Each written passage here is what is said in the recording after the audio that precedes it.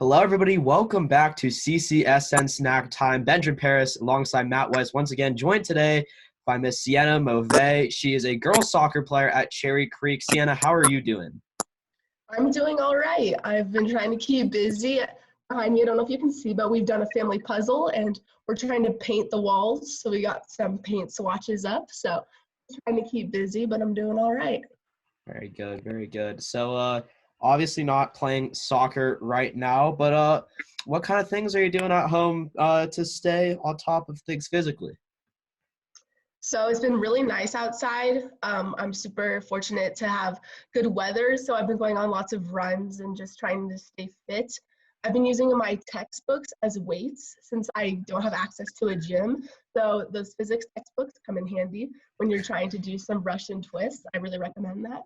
I've also just been trying to stay outside. I go on lots of family walks. That's really fun. I've been trying to go on some hikes. There are some trails that are still open that are pretty close. So I like to go there with my family and my new puppy. So I've been spending a lot of time with him and taking him on a lot of walks too.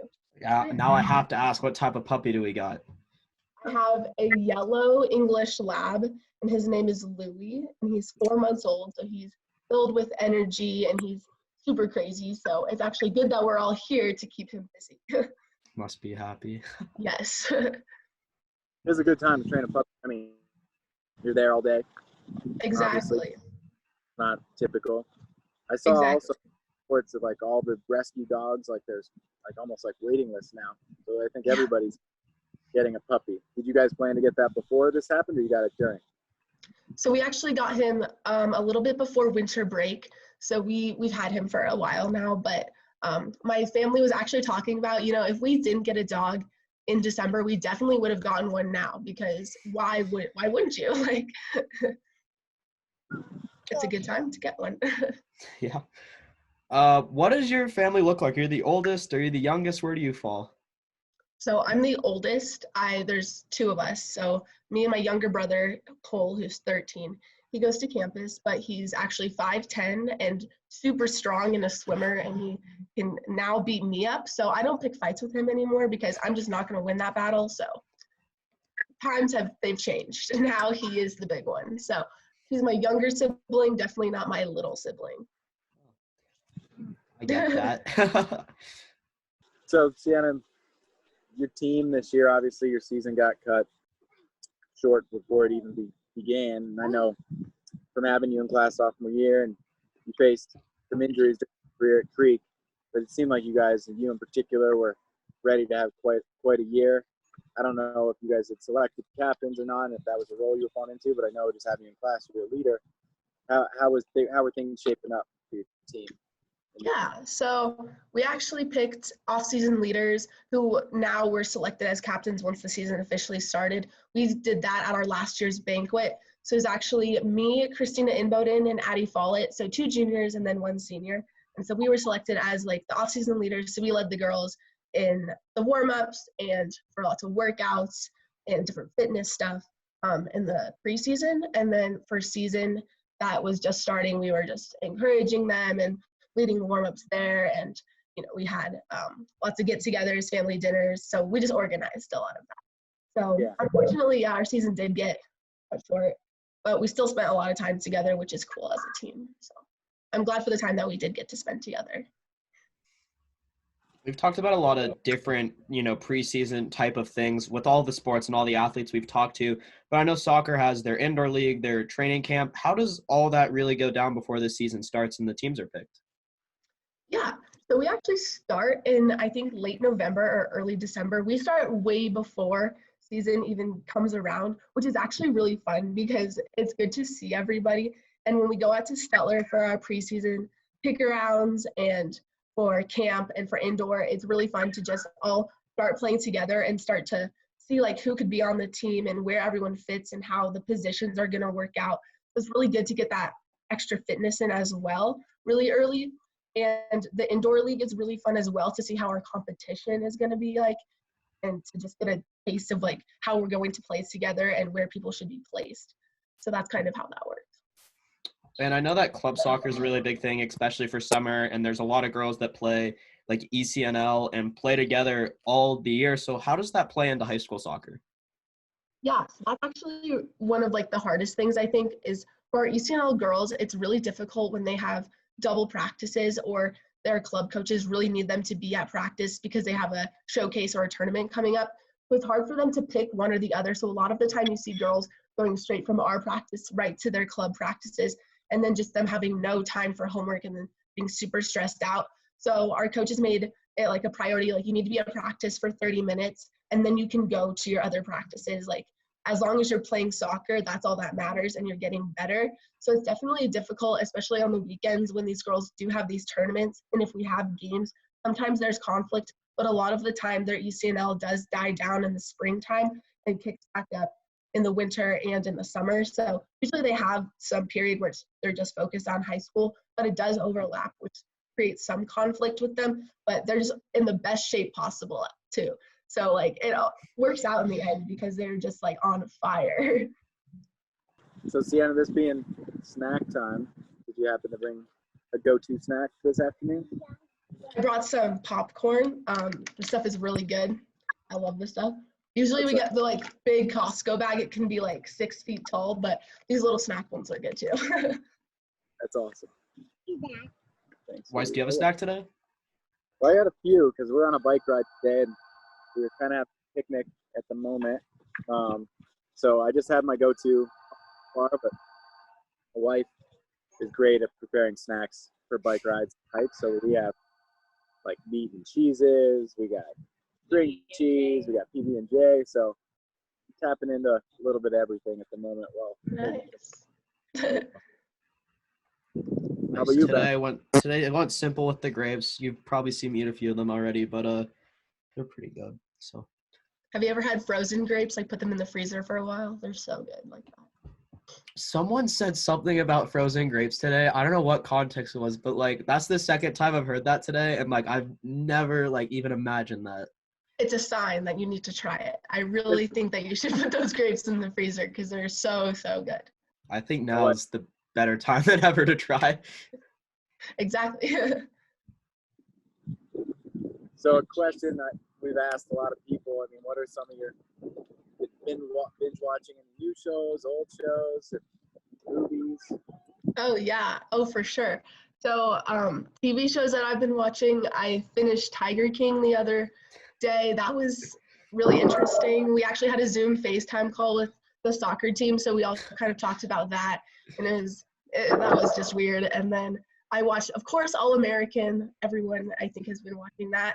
Really good one. And then I actually watched this like documentary show called Cheer on Netflix, which is super good. I love Cheer. So much respect for the cheerleaders. Like that is so hard, and I cannot imagine doing that. And I can see why they're always injured all the time because they're like being thrown up, and sometimes they don't catch them, and they just fall on their heads, and that just looks so painful. But that was a really cool show. And then every night we have family movie night, so everyone's been picking different movies. I've gone lots of different genres, you know, the action from my brother, and then the like my mom with Pitch Perfect, and then my dad picking Tommy Boy. We just had lots of different genres in the Disney movies, so I've literally seen it all at this point. If you have any recommendations, please tell me because we've run out of ideas at this point. I got two. All of them are spectacular. I've been meaning to watch the show Cheer, so I'm glad you reminded us. But the other thing is, which I think is really cool, they're debuting Trolls 2 or Trolls World Tour. So you can do theaters, but it comes out tonight. It's $20 to rent it, but I mean, it's like going to the theater. So my family's psyched about that. That'll be a good one. That'll be good.